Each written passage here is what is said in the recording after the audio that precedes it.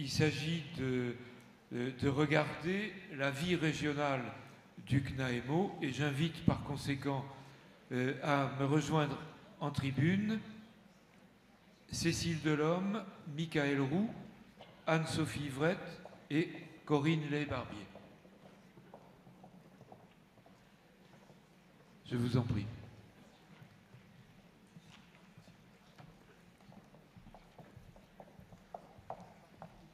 D'accord. Alors je n'ai pas dû nommer tout à fait tout le monde, je crois. Allez-y.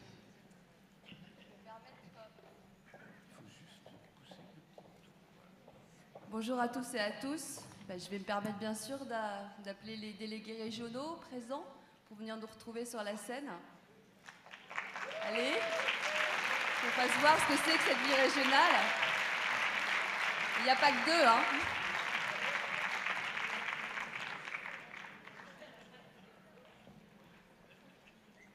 Alors, pendant que tout le monde nous rejoint, je vous propose qu'on commence. Alors, on vous propose un petit focus sur notre belle vie régionale, qui est une vraie richesse du CNAEMO. Et après, on est disponible pour en échanger après avec vous.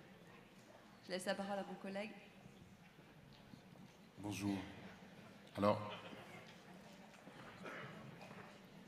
pendant que tous les DR arrivent, vous voyez, c'est un gros groupe. Donc la commission vie régionale, c'est une commission très active. Elle interagit toute l'année à travers les différentes délégations sur le territoire national. Les échanges sont nombreux sur les pratiques professionnelles, les difficultés que rencontrent les équipes, sur les contextes locaux et sur les innovations. Du coup, le CNAEMO trouve sa légitimité dans les témoignages sur les pratiques des services AEMO et sur les expérimentations. Sa force, c'est de pouvoir, à n'importe quel moment de l'année, être au courant des actualités du territoire et de pouvoir réagir.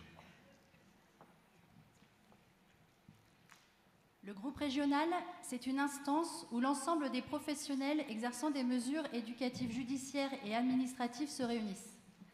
Les professionnels présents dans les groupes régionaux ne sont pas seulement des travailleurs sociaux, mais également des psychologues, des coordinateurs, des chefs de service et tous ceux des services qui veulent bien nous rejoindre.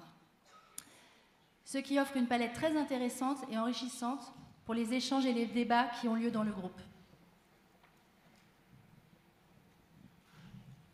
Alors, l'objectif des groupes, à travers les échanges, les particularités, selon les territoires, les délégations maintiennent le lien et permettent une articulation avec le national. Des réunions sont organisées, alors en visio cette année, à cause de la pandémie, mais sont organisées régulièrement. Mais aussi le séminaire annuel qui permet un vrai temps de travail selon des thématiques organisées en lien avec les contextes locaux. Le séminaire politique de juin, qui est un autre moment de partage, et celui de décembre, permettant une réflexion sur les assises à venir. Aujourd'hui, les groupes régionaux sont présents dans 17 régions, ce qui représente 34 délégués régionaux. Dans plusieurs régions, les délégués régionaux sont en binôme. C'est pour ça qu'on est aussi nombreux. Tous n'ont pas pu être présents pour les assises à Metz, mais je vais vous présenter ceux qui sont derrière moi. Alors pour l'Aquitaine, nous avons Floriane. Avance-toi, Floriane. On puisse te voir. Bourgogne-Franche-Comté. Ouais. Bourgogne-Franche-Comté, Audrey.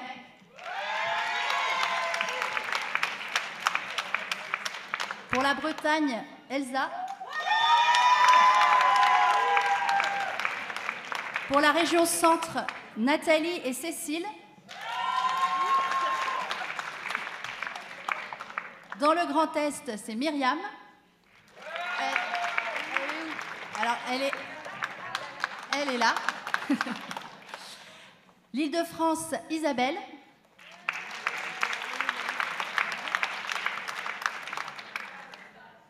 Elle est où? On l'a vu? Bon. Languedoc-Roussillon, Stéphanie. Le Limousin, Olivier.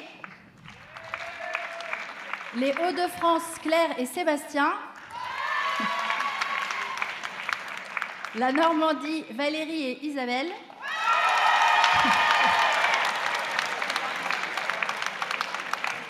Région PACA, c'est Maude. Poitou-Charentes, Luc et Annabelle. Rhône-Alpes, Colette et Corinne. Pour les Pays de la Loire, Sylvain et moi-même.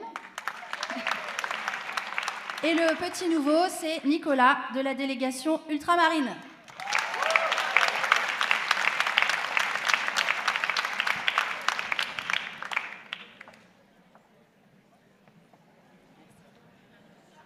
Dans la suite des propos développés par ma collègue, un petit point sur notre délégation ultramarine, puisque pendant et malgré la pandémie, nous avons le plaisir de compter sur une nouvelle arrivée, donc cette délégation ultramarine, qui prend ses marques en 2021 à l'île de la Réunion, avec l'objectif de s'ouvrir à l'ensemble des régions ultramarines françaises, en commençant par Mayotte, pour des raisons de proximité géographique.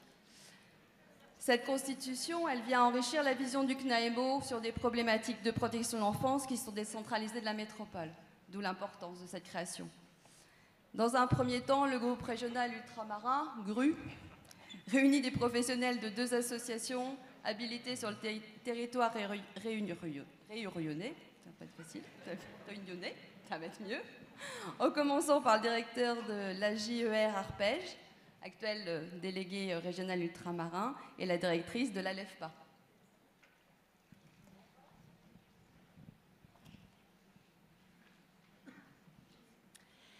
Les groupes régionaux sont une mise en œuvre d'un réseau de professionnels importants à travers la France.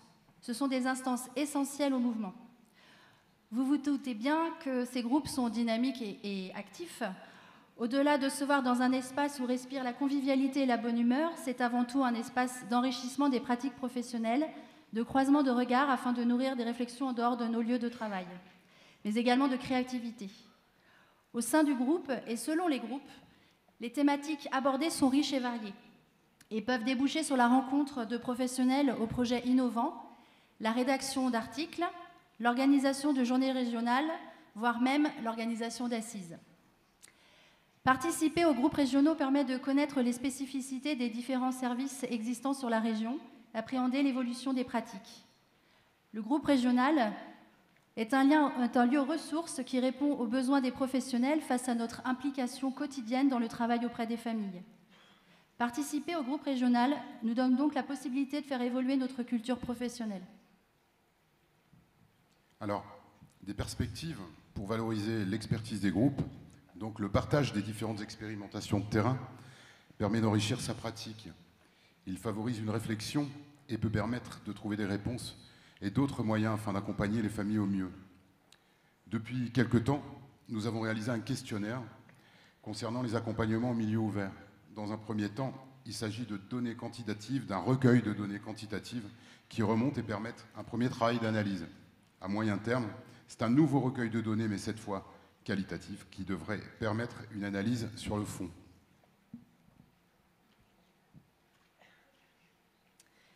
Le rôle du délégué régional, donc entre nous, on va dire les DR, parce qu'on travaille dans le social et dans le social, on aime bien les sigles.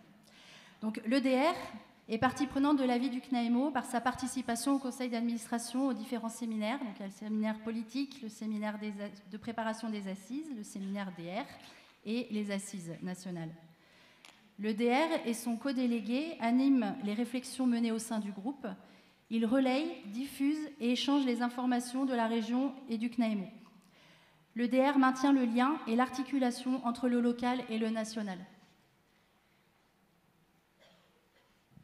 Alors, comme les DR, le lien entre la région et le national, j'ai dit tout à l'heure qu'il y avait des réunions qui étaient organisées régulièrement. Donc il y a une équipe d'administrateurs qui fait partie de la vie régionale et qui a, on va le voir ici au niveau de la carte, et qui se partage toute la France en fait au niveau des délégations.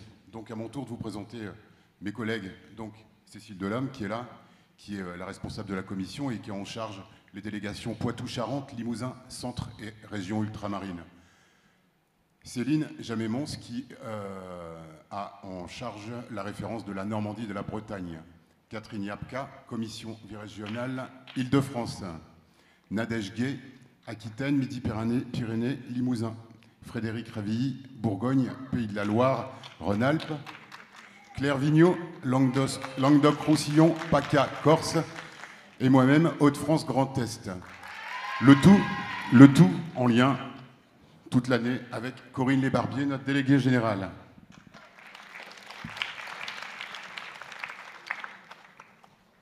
Alors, quelques petites photos pour finir. Tout ce qu'on vient de vous dire. Et quelques petites photos de groupe pour vous donner envie de venir nous retrouver. On est tous à disposition pour échanger avec vous sur la vie régionale et les modalités d'adhésion. N'hésitez pas. Juste pour terminer, peut-être vous dire que vous avez pu voir en bas, il y a un stand. Donc les différentes délégations, pendant l'intégralité du congrès, prennent des tours de permanence. Ils sont là pour pouvoir discuter avec vous de ce qu'ils font sur les thématiques. Vous pouvez les voir en vrai et discuter. Voilà.